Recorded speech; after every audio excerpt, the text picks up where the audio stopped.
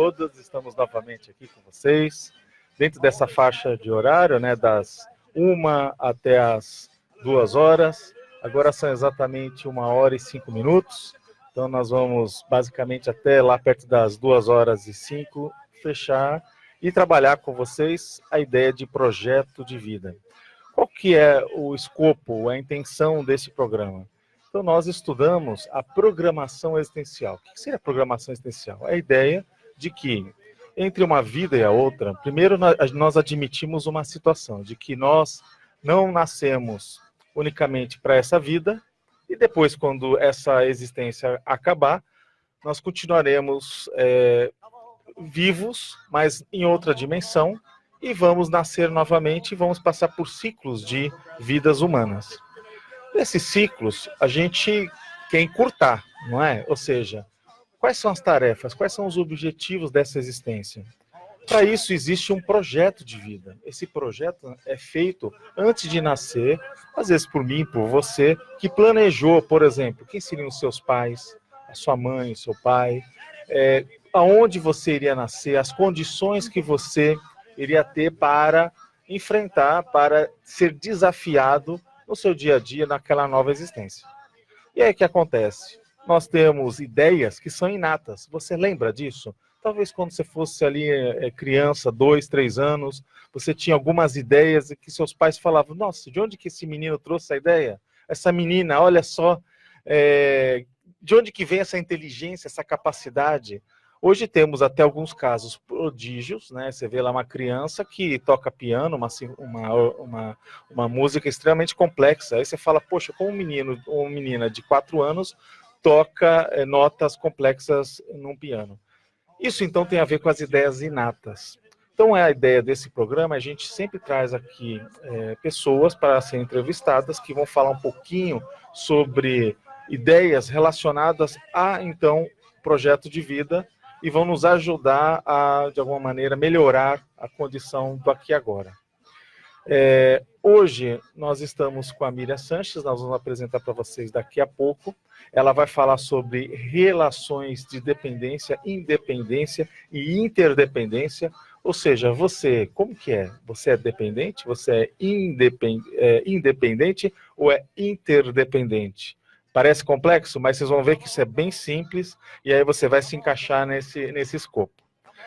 Sempre no nosso início de programa, a gente sabe que esse programa ele é mantido e patrocinado pela APEX. A APEX é a Associação Internacional da Programação Existencial, que programação existencial é basicamente o projeto de vida.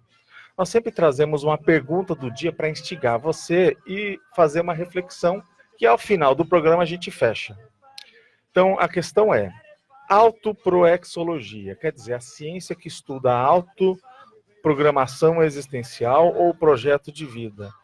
Existe uma questão que é basicamente o seguinte: racionalmente, considerando a consecução, ou seja, a realização da sua programação existencial de maneira satisfatória, ela deve ser predominantemente embasada em qual de 3 ideias? Primeira ideia, traços, força, ou seja, você baseou a sua programação, a sua vida, naquilo que você tem de melhor. Ou em trafares, que seriam traços fardos, traços aqueles que você vê que não gosta de ter e você pretende melhorar e um dia transformar em um trafor, um traço força. Ou então, um trafal. O que é um trafal? É um traço faltante. Vamos imaginar o seguinte: você tem um colega do seu lado, desde lá da escola primária, e que ele é ótimo em matemática, e você nunca gostou e não entende. Não é que você é ruim, você não entende aquela matéria, como se tem um buraco, um vazio, ou seja, falta a ideia da matemática no teu raciocínio, o raciocínio lógico propriamente dito. Então, essa condição é uma ideia, um traço faltante. Por que faltante? Porque se tiver um bom professor, se você tiver vontade, persistência, insistir ali, não tem o que você não insista, não vai conseguir conquistar, não é verdade? Então, por isso que são traços faltantes que você vai preencher, você vai consegui-los com o passar do tempo. Então, a ideia é, qual desses 3 você acha que é calçado, é utilizado, previsto como suporte do seu projeto de vida. Então nós vamos responder isso lá no final. Sempre também no início do nosso programa temos o Caio Polizel trazendo um momento da autogestão. Vamos a ele, daqui a pouco a gente volta. Tá bom. Agora, o Momento Autogestão. Olá, assinantes e ouvintes de nossos canais, sejam bem-vindos a mais um Momento Autogestão. Eu estou aqui hoje com a Vânia Hernandes, pesquisadora e autora do livro Projeto de Vida para Jovens. E aí eu vou direto ao ponto, Vânia. Aqui o pessoal do Momento Autogestão, a gente sempre leva as pessoas a refletirem o que o tema impacta na autogestão. Então a pergunta direta, projeto de vida ajuda a pessoa na autogestão? Ajuda com certeza, Sim. Porque se a gente não planejar, o que a gente vai gerir? Certo. Né? Então a gente tem que ter objetivos, traçados, claros, metas, para a gente chegar onde a gente quer chegar. E, obviamente, a gente precisa ter a gestão desses objetivos. Muito bom. A gente fala muito das funções da autogestão e o planejamento, esses pontos que você falou estão diretamente lá. Então, como é que a pessoa pode ter ou delinear o seu projeto de vida? Aqui você falou muito para o jovem, mas tentando no geral, por onde ela pode partir, vamos assim dizer? Primeiramente, pelo autoconhecimento.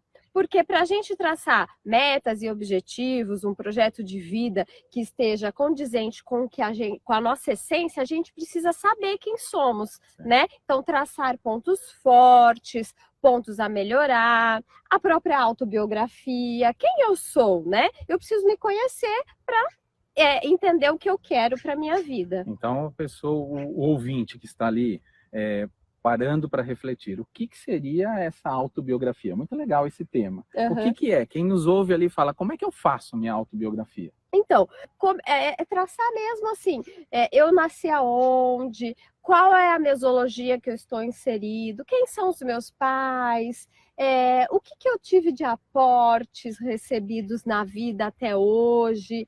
E isso vai me dando muita informação para chegar onde eu preciso, aonde eu vou conseguir realizar a minha ProEx, né? Aí você falou mais duas palavras que nem sempre os ouvintes sabem o que é. Eu recebi aportes. O que são aportes? Para quem está chegando aí agora com a gente. Aportes é tudo aquilo que a vida me dá.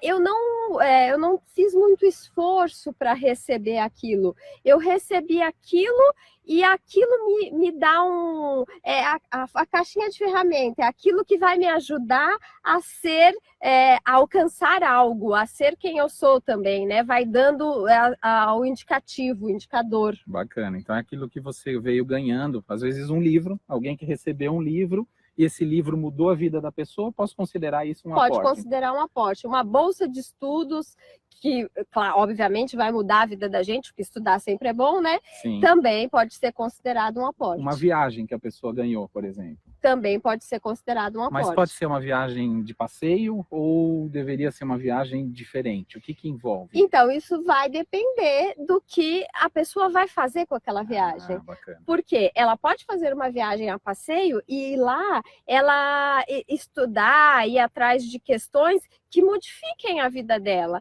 Agora, se ela fizer uma viagem de passeio e simplesmente um passeio por ele só, não. Não é um aporte. Não é um aporte. Bacana. E aí você falou, depois do aporte, você falou isso impacta na ProExis da pessoa. A gente pode entender projeto de vida como ProExis também? A gente pode entender como sinônimos, né? O que a gente planeja para a nossa vida é aquilo que a gente vai nos dar sentido, nos motivar. Eu costumo dizer que, assim, aquilo que me tira da cama em qualquer dia, por exemplo, num dia frio como hoje, me tira da cama, me motiva, me dá emoção para fazer aquilo é considerado, sim, como uma ProEx, né? É aquilo que eu vou chegar ao final da vida e me sentir realizada, né? Missão cumprida. Maravilha, muito bom. Então, para a gente fechar aqui, pensando no jovem especificamente, quando a gente fala projeto de vida para jovem, qual é o diferencial que tem aqui no livro? A gente foca no jovem, porque o jovem, se ele começa de início, pensar nessa questão, planejar a sua vida, gerir a sua vida, ele vai conseguir com mais rapidez ter o equilíbrio das áreas da vida. Bacana. E aí ele vai chegar rapidamente ao cumprimento da PROEX, mais rapidamente, né, do que a pessoa que tiver uma vida totalmente desorientada, desregrada. Bacana. Exatamente por isso que é o diferencial do jovem começar isso antes. Muito bom. Muito obrigado. Obrigada, Caio. Pessoal, muito obrigado por nos acompanhar e até a próxima. Tchau, tchau. Você ouviu Momento Autogestão. Come on, come on. Come on, come on. Come on, come on. Voltamos e logo vamos passar por um rápido intervalo comercial, mas fique aí, vamos voltar com a entrevista com a Miriam Sanches. Não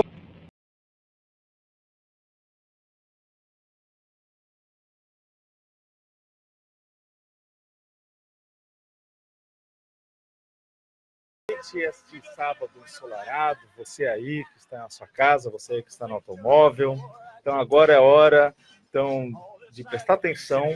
Nós vamos falar aqui com a Miriam Sanches. Tudo bem, Miriam? Tudo bem, André. Muito obrigada pelo convite. Boa tarde a todos e todas os internautas que estão nos acompanhando. Nós que agradecemos a vossa presença, né? Sempre muito bem-vinda, né? As portas estão sempre abertas, viu, Miriam? Que bom.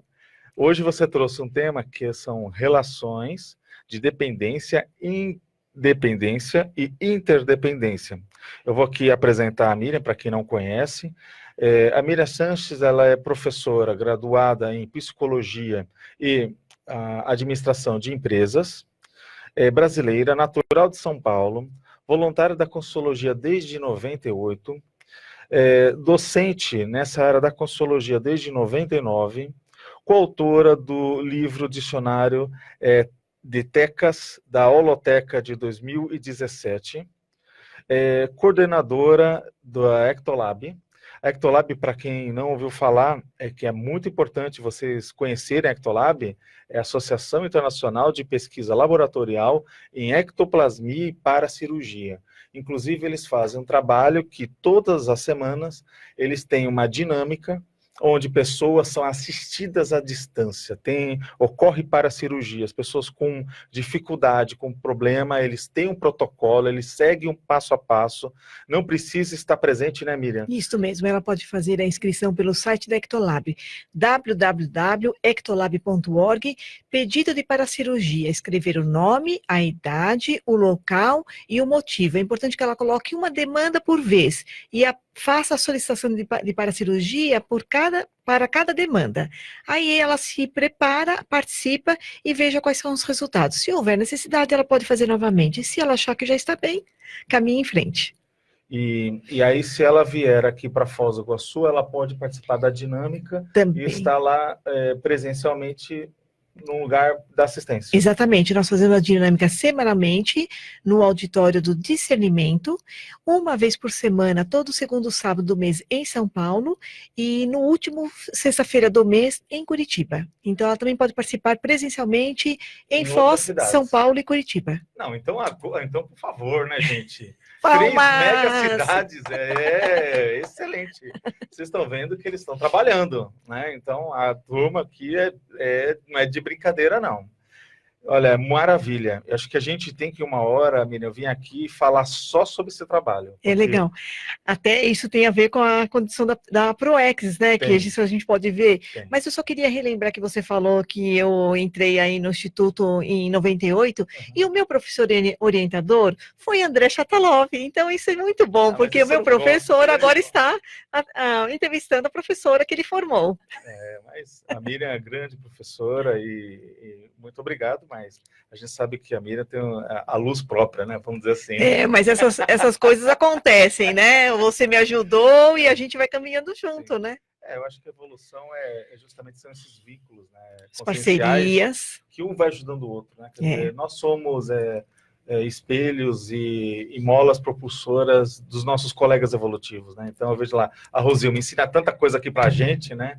A Rosilma, sabe, ela está aqui nos bastidores, ela que dá apoio aqui, ela que coloca lá a foto, ela que organiza toda a agenda, então quer dizer, trabalho sério. Então você vê que tem muita gente que a pessoa às vezes não está lá aparecendo, mas está segurando e fazendo a sustentação da coisa. Exatamente. Para tudo acontecer. E tem ali o David, né? O David está lá na mesa, né? Então, também, se ele não aperta os botões certinhos, né? Então a gente não fica no ar. Então, né? eu já vou dar um exemplo sobre o tema que nós vamos falar sobre isso. Perfeitamente. Então, Vamos por lá. exemplo, olha só, o Davi e a Rosilma, que estão trabalhando nos bastidores, eles têm a condição da interdependência, porque nós não faríamos essa entrevista se não houvesse a ajuda das outras pessoas para podermos ter uma realização e uma finalidade, um resultado. Sim. Então, o resultado de um trabalho grupal é de interdependência, em que nós nos comprometemos, cada um em fazer uma parte, para ter um resultado final. Tá bem? Então, quer dizer, a gente não teria esse programa se essas pessoas, se todos nós aqui não se criássemos essa conexão. Essa conexão, exatamente. Essa interdependência. E essa responsabilidade individual de que você com o seu trafor vai participar, eu com o meu trafor, e cada um que participou do trabalho tem o trafor e vai ter um resultado final. Entende? Coisa diferente que é na condição, por exemplo, da dependência. Então, por exemplo, eu estudo muito esse tema aqui, principalmente na questão familiar, que tem a ver com a grupokarmalogia. Certo. Mas, por exemplo, olha só, um bebê quando nasce, é impossível ele viver na independência ou interdependência. Ele, pela fisiologia, ele vive na dependência. Então, por exemplo, ele tem a dependência para poder ser alimentado, para poder ser cuidado, ele tem várias limitações para caminhar, então ele precisa desta ajuda, por isso ele é um ser dependente. Totalmente dependente. Bastante dependente, Ou seja, mas... principalmente na infância, não é? Principalmente na infância e no final da vida, André, porque é bem provável também, não são com todas as pessoas, mas que no final da vida também existe um grau de dependência na fase da velhice. Às vezes a pessoa não está com autonomia, as capacidades totais, às vezes não tem uma autonomia de pensamento, às vezes está com uma doença que ela não tem uma autonomia para caminhar e ela vai precisar de muita ajuda, então ela volta a ter uma certa dependência. Mas isso a gente aprende que durante a vida a gente pode tentar evitar essa condição de dependência no final da vida se a gente souber fazer uma boa programação de vida. Uma boa gestão, né? Uma boa gestão de vida. Dia a dia. Exato. Então, aqueles cuidados com saúde, alimentação, exercício físico, soma, essa condição de fazer o pé de meia, de ter um trabalho, a condição de autossatisfação. Em tese, é o que nós chamamos de autonomia consciencial. A pessoa que se preza, se preocupa com a condição da autonomia consciencial, ela vai pensar nessa condição. Então, por exemplo, olha, os três temas. A dependência seria mais a condição da fisiologia nossa, ela é assim, a criança quando nasce, ela vai ter um grau de dependência, mas que vai se desmamando, isso ao longo da vida, ela tem que partir para a autonomia. Então, Miriam, deixa eu só, assim, tentar entender. Quando você está colocando a dependência, você está trazendo aqui, quando você trouxe essas três frentes, é que não tem jeito, às vezes, da gente pular essa dependência. É isso? Não tem jeito. É tipo assim, a gente tem que evitar de ser dependente totalmente. Isso. Mas não dá para eu chegar a ter algum nível de dependência. Isso. E também porque a gente poderia variar, por exemplo, seriam várias áreas. A fisiologia às vezes nos torna dependente, às vezes tem a condição afetiva que nos torna dependente, às vezes a condição econômica nos torna dependente. Então a gente pode ir fazendo essa independência ao longo da vida. Nós vamos falar isso com relação aos ciclos vitais. Agora, uma pergunta interessante. A gente falou de paracirurgia, né? Sim. Quando você vê que até os amparadores, a equipe extrafísica, ou seja, uma teia de pessoas consegue se alinhar e ajudar alguém que está, de alguma maneira, com determinada dificuldade, e que aquela ajuda, muita gente vai falar, olha, mas isso é um milagre. Às vezes, tudo aquilo que eu não conheço da física, da matéria, eu posso dar um nome assim, que um milagroso, mas aquilo, na verdade, teve um esforço, não foi uma coisa assim, tipo, ó, eu estalei os dedos, aquilo sumiu, ou aquela dor de cabeça deixou, aquela enfermidade... Mal-estar. Exatamente, aquele mal-estar, ele cessou. Então, houve um trabalho ali, tem suor por trás, tem competências que foram treinadas. Então, é lógico, a gente percebe que o processo, né, que a gente vê que as pessoas, elas ficam assim, esperando a facilidade. Isso. E a gente percebe, quando a gente olha esse trabalho todo, fala assim, não, houve um suor, uma dedicação, assim como a gente falou dos bastidores aqui, de diversas pessoas, não é por aí, menina? A gente vai cair na reciclagem consciencial, né? Que é a condição de a gente poder mudar a nossa maneira de ser, de pensar, ou de pensionizar, e às vezes a gente tem que sair do hábito antigo para ter um comportamento novo. E isso a gente vai ter que fazer por nosso próprio esforço. Mas a gente sabe que tem muita gente que quer mudar, mas ela quer tomar um medicamento e e quer que aquilo seja mágico. Amanhecer diferente. Exatamente. Então, assim, o esforço de fazer a prática, o exercício, às vezes não quer. Então, assim, ó, em tese, a natureza humana, de certa forma, nos educa, assim, ela quer da fase mais fácil. Mas, então, existe, então, como você falou do exemplo da paracirurgia, nós não trabalhamos sozinhos. Por que será que tem que ter um ambiente? Então, nós temos que ter um ambiente, nós temos dia, nós temos o local, nós temos o horário certo, tem os doadores de energia para poder fazer isso. Em tese... Quer dizer, é um trabalho bem assim organizado. E também ele é interdependente, né? Por quê? Porque tem uma equipe extrafísica supervisionando, que ajuda também a fazer todo esse trabalho. Em tese, poderia falar assim, qualquer um que queira ser atendido, vai lá e pede para os amparadores. Por que às vezes não é assim? Às vezes a pessoa pede e não acontece. E por que os amparadores dependem da gente? Por que a gente depende deles, de certa forma? Então, é o trabalho de interdependência. Porque os amparadores são consciex não têm um corpo energético, então vai precisar da energia de uma consciência intrafísica, que tem uma energia mais densa, propícia para a cura, para poder fazer essa esterilização das energias e que essas energias possam ser encaminhadas para quem precisa. E a priorização para saber quem será atendido primeiro e saber também até que ponto que aquela pessoa pode ser ajudada ou não, porque tem coisa de fato que pode ser apenas um bloqueio energético, mas tem muito problema quando ele é emocional do psicossoma, que ele é derivado de mágoa, ressentimento. Seja algo de longo prazo. Muitas vezes quanto mais de longo prazo é a doença, provavelmente mais difícil ela vai ser para ser curada, ou para ter um resultado mais efetivo. Vocês percebem que tem uma relação nesse sentido? Provavelmente sim, não tenho como dizer 100%, mas, por exemplo, quando é uma doença que ela é mais do campo energético, é mais fácil de ser curada. Quando é uma doença, por exemplo, da paragenética, não vai ser tão fácil. Então, por exemplo, a pessoa já manifesta doença já de outras vidas. Sim, aí eu queria entender, só para a gente fechar essa ideia do ciclo vital. Eu queria que você falasse um pouco sobre essas funções da família e o ciclo vital com relação a esse processo da dependência e da dependência, mas você não fale agora, vamos para um rápido intervalo e já voltamos. Fique ligado. Come on, come on. Come on, come on. Come on, come on. Don't procrastinate. Voltamos aqui com a Miriam Sanches. Vocês estão percebendo que o assunto é muito interessante. A gente está falando aqui sobre as relações de dependência, independência e interdependência.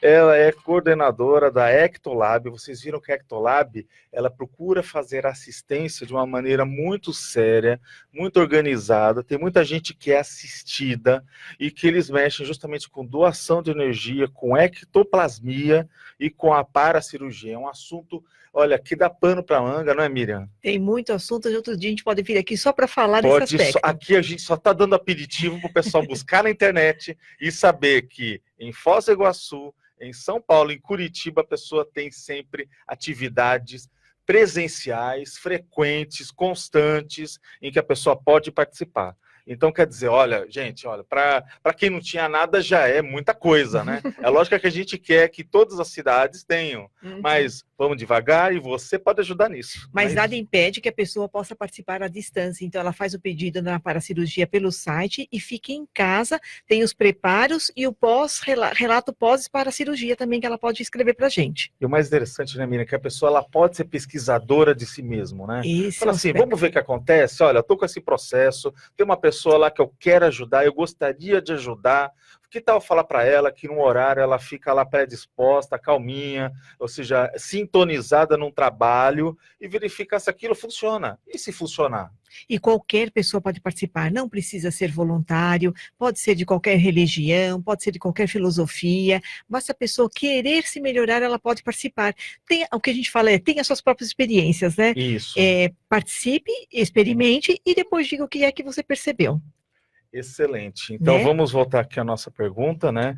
E a gente falou, porque a Miriam trouxe um processo, ela está falando justamente da questão muito do estudo da família. Ela disse que é uma área de interesse de pesquisa. Então, a gente viu que ela veio trazer o processo lá da infância, que a gente é totalmente dependente da mãe, do pai, né? A criança é, né? Uhum. Então, até mesmo a gente percebe casos que, tipo, se a mãe não presta atenção lá da alimentação, o próprio golfo, né, que de repente a criança pode engasgar com o seu vômito. Então, quer dizer, Isso. existem muitas situações que você vê que o ser humano, ele é muito frágil, ele depende de uma supervisão, não é isso? Exato. Então, só para retornar, então a gente falou da criança, que ela é um ser já dependente, já nasce assim, mas depois isso vai melhorando. E, por exemplo, quando a pessoa chega na idade de final dos estudos e que ela vai, aos poucos, deixando de ser um estudante para ter mais uma autonomia financeira, então vai deixando a família para ter uma vida mais independente, ela vai deixando isto. Ela deixa aquela dependência que Exato. era anteriormente e começa a ser independente. Independente, né? E uma pessoa, por exemplo, a gente fala que uma pessoa totalmente independente é bem difícil de ser também, porque a gente precisa desse convívio de um com o outro, porque é justamente a partir do convívio que a gente aprende um monte de coisa. Você, no outro bloco, falou sobre a questão do vínculo. Eu Sim. sou muito favorável à questão do vínculo e da convivência, porque eu acho que a gente aprende bastante. E é uma certa diferença, por exemplo, do vínculo e do relacionamento. Por exemplo, um pai e mãe têm vínculos de pai e mãe com um filho, vínculo fraterno entre irmãos. Ele é um vínculo, ninguém tira isto, independente da qualidade desse vínculo. Ou seja, não tem como suprimir essa realidade. Não tem como tirar essa condição. Tanto é que nessa condição de estudar família é por isso, porque todos nós estamos aqui por causa de um pai e de uma mãe, ainda que um deles seja inexistente ou que ele não tenha assumido essa condição. Mas existiu sim um vínculo ou teve um aporte de um óvulo espermatozoide. Então nós tivemos a proveniência dessa condição genética, ainda que não viva no mesmo teto e que não seja a mesma família e coisas assim. Entendi. Mas existe também a questão do relacionamento. Então, a gente pode criar novos relacionamentos. Então, supostamente, uma criança que tenha sido adotada, ela não teve o vínculo maternal da genética, mas ela teve o relacionamento de uma família que foi adotada. Então, existe, é parecido, mas não é a mesma coisa. Dentro desses vínculos e relacionamentos, podem ser superavitários, podem ser deficitários. Então, a qualidade desses vínculos e relacionamentos pode ser estudados e isso a gente pode mensurar. Sim, a gente tem aquele livro na psicologia do Papalha, né?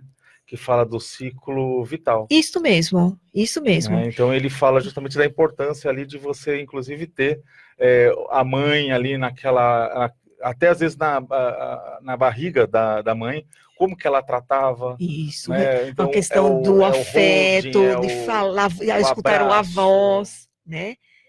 A atenção, o jeito do que a mãe amamenta a criança, tipo, ela amamenta olhando para o filho ou olhando para a televisão e não dá uma pelota. Exato. Né?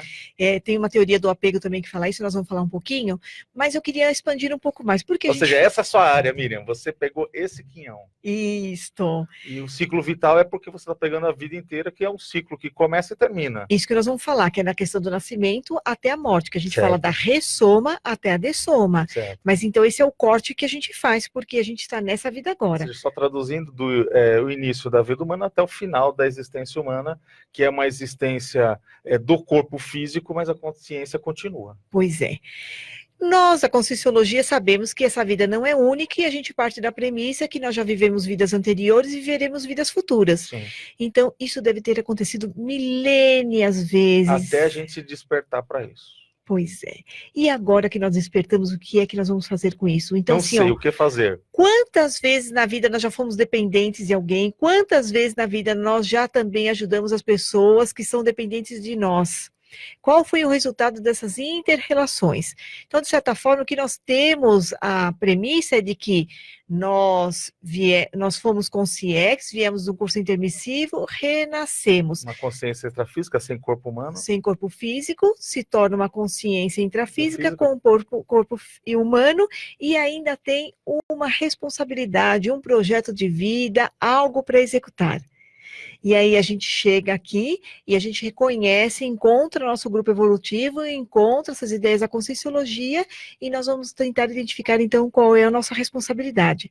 Só que tem coisa que a gente não foge, por exemplo, a gente não foge, não adianta a gente querer ultrapassar os períodos das faixas etárias.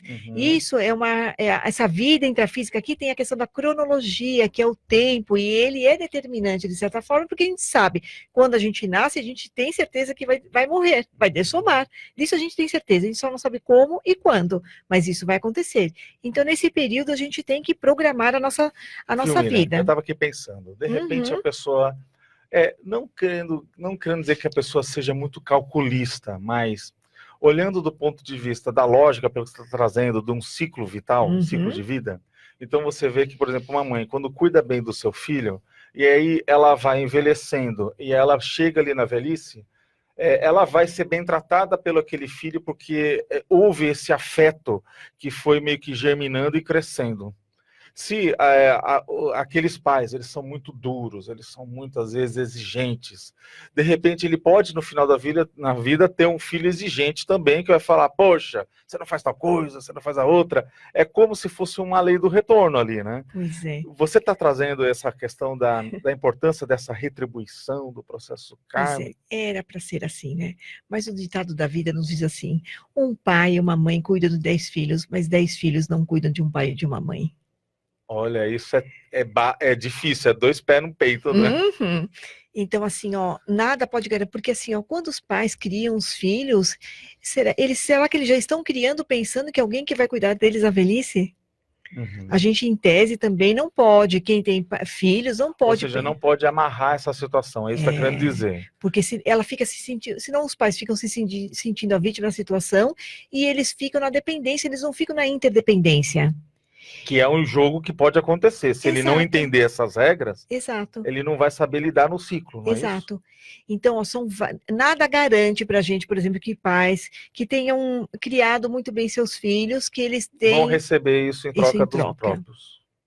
Ele tem que ter, de alguma maneira, maturidade e falar, poxa, a natureza daquela pessoa é assim, e paciência, ele vai perdoar de alguma certa maneira. Porque o que determina essas condições, esses resultados, não é só a criação, né? A consciencialidade da pessoa conta, o ambiente intrafísico, o ambiente que ele foi criado também conta para o resultado da consciência, e também é a questão dos princípios, né? Que às vezes isso, que é uma das coisas, é uma das funções da família, que são os princípios sociais ou princípios éticos. A família pode passar isso para a criança, mas isso não quer dizer que a criança ou essa consciência ela vai exercer desta maneira. Entendi. Agora, eu queria que você explorasse também essa condição egóica, né, que a gente percebe o seguinte, que olhando esse ciclo, olhando essa independência, interdependência e tudo mais, mesmo olhando a interdependência, a gente pensa, às vezes, numa situação perfeita, né, harmoniosa, mas você pode também ter uma interdependência que um lado é mais egóico? Então ele está puxando muito sempre naquela relação que eu dependo de ti, você depende de mim, mas eu puxo mais para mim. É como se fosse, que nem o pessoal fala, um processo leonino, né?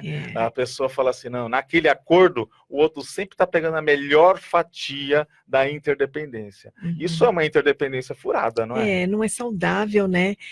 Assim, eu acho que acordo é bem bacana, mas se existe o acordo, tem que estar dentro do acordo. Talvez o que está tendo essa coisa de briga, de puxar mais, é porque é algo que não está dentro do acordo. Entendi. Mas vamos voltar um pouquinho lá para a questão da família. Olha, quando a gente vem da nossa família, de nossos pais e mães, ele é chamada de família de orientação, é como se a família nos orientasse.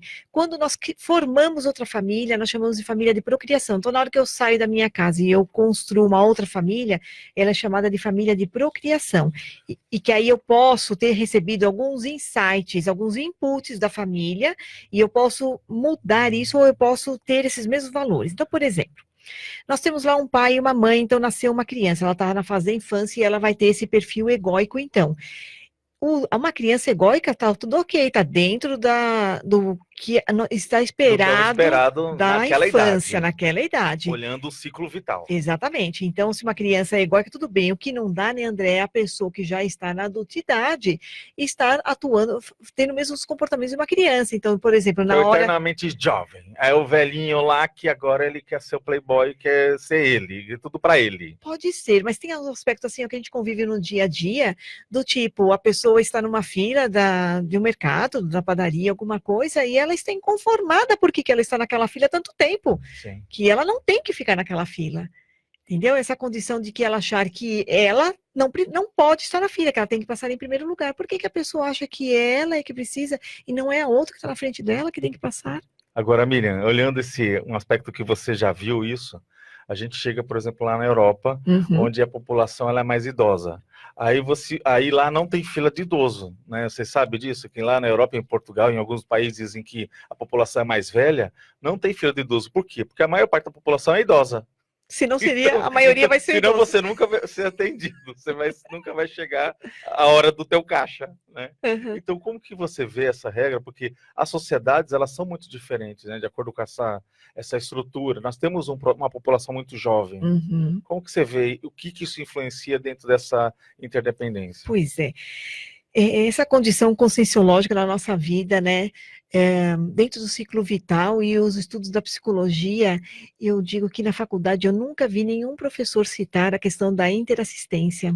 Esta palavra, ou esta ação, ou essa condição de você fazer essa Ou seja, interassistência. essa ideia nunca você viu claramente dessa forma. Nunca, a não ser dentro da conscienciologia. Então, é uma condição que a gente aprende a ser assim. Tem coisas que pode ser que tenha vindo no nosso curso intermissivo e que talvez não tenha sido rememorado. Ou seja, entre uma vida e a outra, a gente meio que teve ideias avançadinhas que, de alguma maneira, turbinaram a nossa existência que vivemos agora. Isso, e que isso melhora a minha consciencialidade também. Então, por exemplo, às vezes, se não tem filho, então, para o idoso, mas eu vejo que a pessoa é idosa, vamos dar passagem para a pessoa que, às vezes, ela não está com um corpo físico tão bom, não está com tanta energia, ela está precisando ir para casa mais rápido do que eu, e eu posso deixar essa passagem para outra. Então, na hora que ela condiciona a empatia, né, que eu reconheço que o outro está numa condição não tão favorável quanto a minha, vamos dar passagem, deixar a outra pessoa usufruir dessa condição mais rápida ou de ser atendido prioritariamente. É uma questão meio que de humanidade, você está falando. Exato, né? Exato. Ou seja, é um senso de prioridade. Você fala, não, o outro ele merece e há uma necessidade dele ser atendido. E aquela coisa do princípio da ProEx, né, das retribuições. Se eu estou aqui, eu posso oferecer isso, por que é que eu não ofereço se isso não vai me custar nada às vezes? Às vezes a pessoa ela pensa no assunto e se cala. Exato. Ele simplesmente põe debaixo do tapete aquela ideia. Exato. Então, isso é bem interessante. E aí, olha, por exemplo, tem algumas coisas do ciclo vital na infância que não tem como. Então, por exemplo, a gente nasce numa família que nós temos uma afinidade pensênica, então provavelmente também a gente vem nessas famílias por várias vezes, não é uma vez só. Existe adaptação ao novo porque a gente perde a memória, a nossa holomemória a gente não consegue acessar quando nós estamos na infância, nós vamos recuperando parte da nossa holomemória, então isso não é tão fácil também na hora da ressoma. Tem a condição da socialização, então na hora que a gente sai da nossa casa e que a gente começa a conviver na escola com outros colegas, isso vai ampliando a nossa visão de mundo.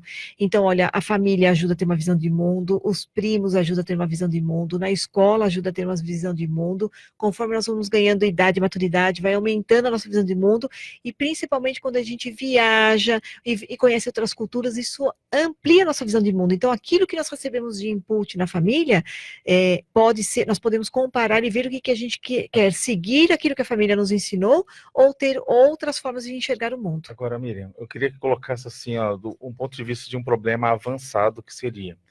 Você falou do ciclo vital, do crescimento, da interdependência, do que acontece com os pais e filhos, mas vamos supor que uma pessoa ele não queira ter filhos.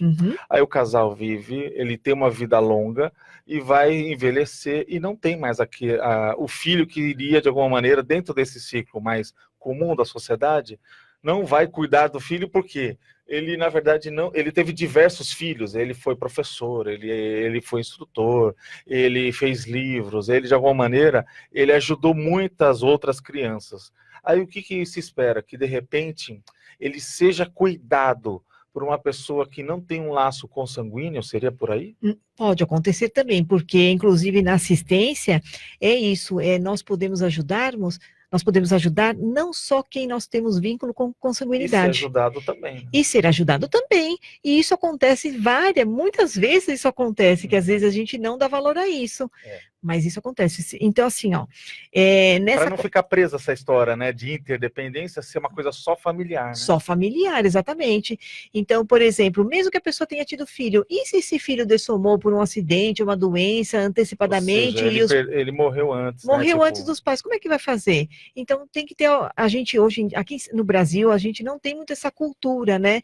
Mas na Europa, por exemplo, as pessoas de idade, apesar, mesmo tendo filhos, eles têm ajuda do governo, eles têm aqueles alarme que se tiver alguma coisa, eles terem uma queda ou precisar de uma ajuda com urgência, eles apertam e a ambulância chega até a casa deles. Tem uma pessoa uma vez por semana que vai limpar a casa. Então, Ou seja, eles não estão numa solidão, não é? exato, eles têm uma certa ajuda. Às Aham. vezes, tenha pouco, poderia ser mais Poderia ser mais convivência, né? efetivo. Mas vai Aham. depender da autonomia da pessoa, se ela ainda pode sair, se ela pode viajar, se ela pode visitar as outras pessoas, se ela tem vontade disso também, porque tem gente que perdeu a autonomia, não está andando com facilidade, Ou seja, é um depende. problema de locomoção, é um Exato. problema da biologia, ou seja, é o processo da falência do corpo físico, né? Exato. Exato, às vezes acontece isso. E a gente às vezes não tem como escolher. Às vezes tem, porque o que se diz hoje em dia da questão da saúde é que a gente não é porque está ganhando idade, está passando o tempo da vida, que nós vamos precisar ficar velhos. Uhum.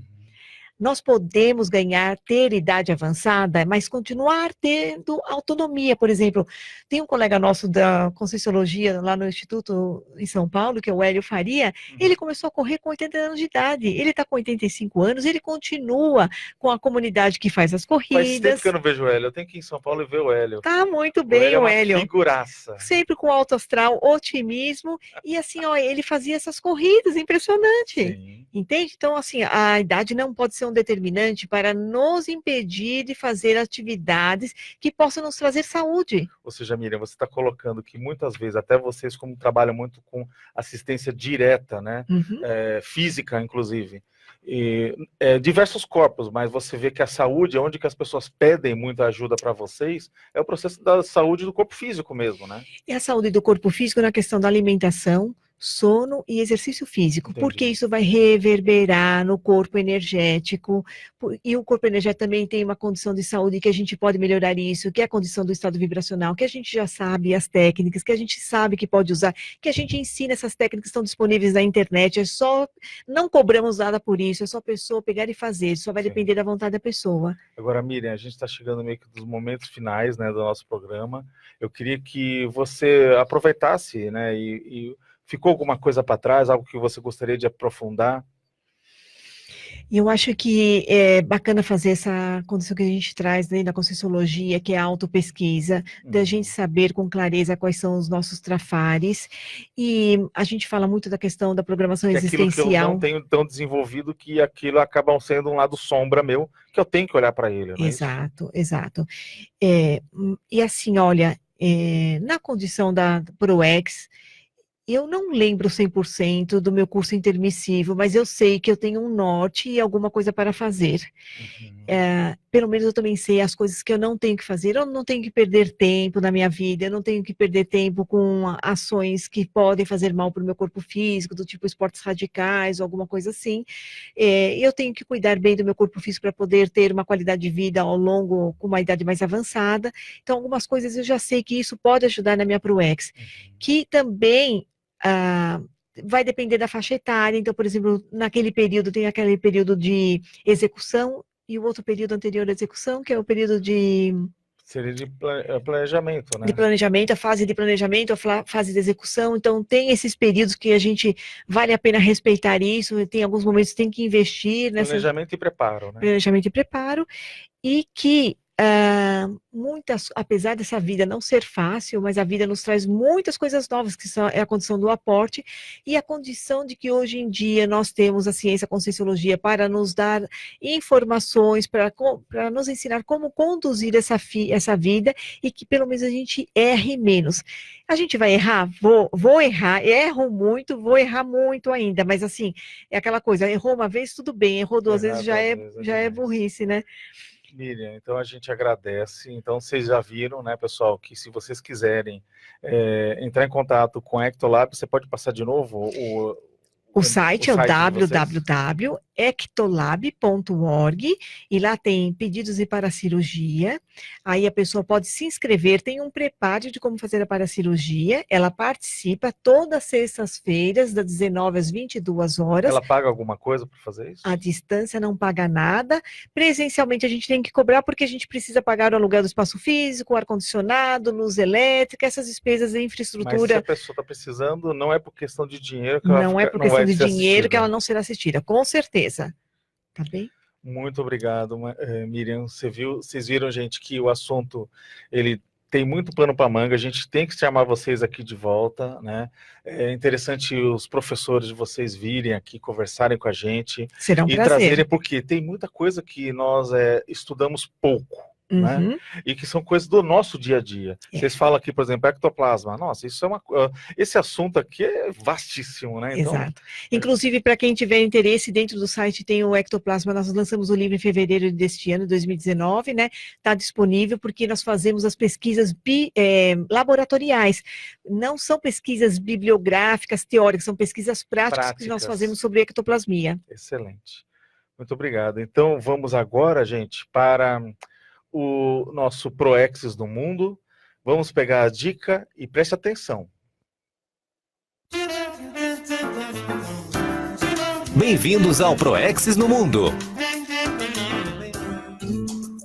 Agora, o Momento Autogestão. Olá, assinantes e ouvintes de nossos canais, sejam bem-vindos a mais um Momento Autogestão. Eu estou aqui hoje com a Vânia Hernandes, pesquisadora. Olá, meu nome é Marcelo Silva, eu sou professor da Conscienciologia, conheci a Conscienciologia em 1991 e vou falar com vocês algumas ideias da minha vida. Eu conheci a Conscienciologia em 1991, eu sou de São Paulo, uma grande cidade brasileira, lá os desafios, eles eram muito grandes, a possibilidade de desvio, de perder tempo, de caminhar por locais que talvez não fossem mais interessantes para o Proexis, era muito presente. Contudo, eu observei no meu caso que eu ter um valor muito claro, que no caso era assistencialidade, isso me ajudava. Que a todo momento que surgiam novos desafios ou oportunidades, eu sopesava com a questão da assistencialidade. E isso me trazia de novo para o processo da programação existencial. Então eu vejo que, quando o intermissivista, ou qualquer pessoa que queira entender mais de evolução, de própria programação existencial, ele começa a refletir sobre quais são os seus valores evolutivos, e, de fato, preserva esses valores evolutivos, cria cláusulas de defesa desses valores evolutivos, evita que aquilo que não é prioritário abarroe esses valores e a leve para o acostamento da evolução, isso torna um grande catalisador da própria vida da pessoa. Outro aspecto que eu vejo que foi muito importante dentro do meu processo evolutivo foi entender muito cedo o processo da necessidade da assistência. Então, eu nasci num grupo que me demandou bastante assistência, tanto do grupo familiar como do grupo social da mesologia que eu vivia. Isso me levou a fazer assistência desde cedo, já com 14 anos já praticava o processo assistencial, já me dedicava a doar as minhas energias e assistir outras pessoas, e isso me fez caminhar dentro da minha vida priorizando o voluntariado, no caso o voluntariado conscienciológico. Então sempre também foi um outro valor que me levou a ficar mais próximo da programação existencial. Hoje eu vejo, no meu momento evolutivo, na fase que eu estudo o processo da escravidão contemporânea, que reflete com o meu passado, que me trouxe para uma vida hoje de negritude, da raça negra, e estudo, dentro da conscienciologia, a megafraternologia, que eu chamo hoje de especialidade autoconsciencioterápica. Eu não estudo a megafraternologia porque eu sou bom nessa especialidade, mas porque ela é a especialidade que vai me curar do meu passado e que vai ser a alavanca para desenvolver outros projetos mais à frente. Você já pensou qual é a sua especialidade autoconsciencioterápica? Fica o convite para a sua reflexão. Acabamos de presenciar mais um Proexis no Mundo. o que as pessoas estão fazendo, agregando valor à sua existência. Come on, come on. Come on, come on. Come on, come on. É isso daí, pessoal. Estamos aqui para o fechamento do nosso programa. Lembrando que a gente sempre tem lá aquela pergunta do dia. E a pergunta que nós deixamos no ar foi: com relação à ciência que estuda a programação existencial, o projeto de vida, que seria a autoproexologia, tem uma seguinte pergunta: racionalmente, analisando, avaliando ali como que seria o planejamento da sua vida humana, ela é embasado em quê? 3 fatores podem ser a resposta.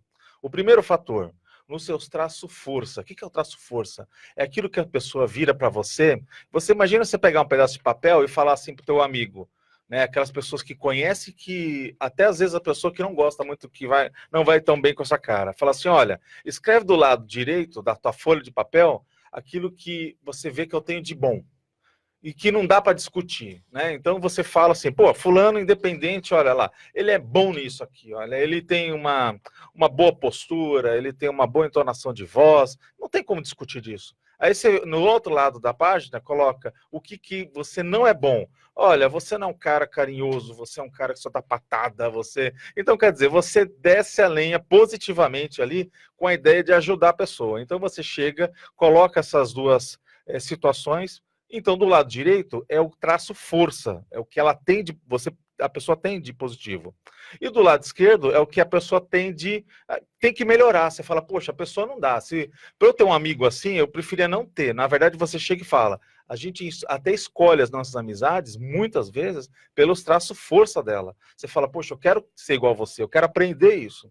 Então, a pergunta é, e além disso tem aqueles traços faltantes, aquilo que você não tem, né? Então, a gente deu exemplo da questão da pessoa ser boa em matemática. Ser bom em matemática não é questão de, não, que eu não sou inteligente. Não, é questão, gente, que você não sentou para aprender aquilo. E pronto. Se você sentar e repetir diversas vezes, hoje no YouTube, por exemplo, tem aula de graça, você vai aprender. Não tem segredo, isso é esforço pessoal. Então, o que está acontecendo? Esse é um exemplo de traço faltante. Aí eu pergunto para você: você acha que a tua programação de vida, o seu projeto de vida está calçado no Trafor, que é o positivo, no Trafar, que é o negativo, ou no Trafal, que não existe? Qual seria a resposta?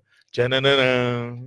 A resposta é no seu Trafor, ou seja, aquilo que você já sabe fazer, que as pessoas contam com você, inclusive para resolver. Você imagina falar o seguinte: olha, tem que acontecer um evento, chama tal pessoa porque ele vai ajudar o evento acontecer, ele põe energia, ele vai realizar, ele é ponta firme, ele é sério. O que é isso? Esse é o traço força. Então você vê que a nossa programação de vida está calçado nesse traço força. Então isso parte de que ideia? Você tem que conhecer quais são esses traços. Eu não sou boa de matemática, mas existe uma fórmula consciencial para evolução. Fala. Evolução é igual Trafor menos Trafares. Ou seja, repete, traduza. Evolução é igual, você pega os seus trafores, que são os seus traços forças, e isso vai minimizar os seus trafares, que são os seus traços que não são muito positivos. Sim.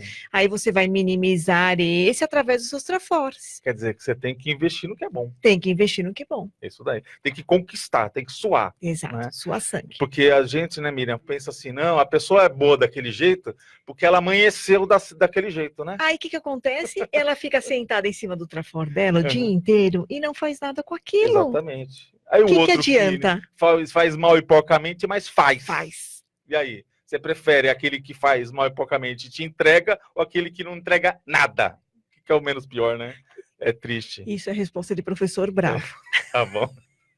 Gente, então, muito obrigado, Miriam, pela presença. Obrigada, André, foi um prazer estar aqui com vocês. O prazer foi todo nosso. Obrigado, ouvinte. Obrigado ao Davi, que está ali atrás. Obrigado a Rosilma, que está ali também, dando apoio. E obrigado a você que escutou, né, e que pode indicar outros colegas para acessar a RCI, sempre ao seu lado, 1340, e sempre podendo ali, a 1320 AM, sempre ao seu lado. Gente, até semana que vem.